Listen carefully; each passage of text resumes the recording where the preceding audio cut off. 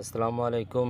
Greenidge industries limited concrete block ফ্যাক্টরির পক্ষ থেকে সবাইকে আন্তরিক শুভেচ্ছা অভিনন্দন। আলহামদুলিল্লাহ, আমাদের যে কংক্রিট ইটটা রয়েছে আমাদের কোয়ালিটি সম্পন্ন।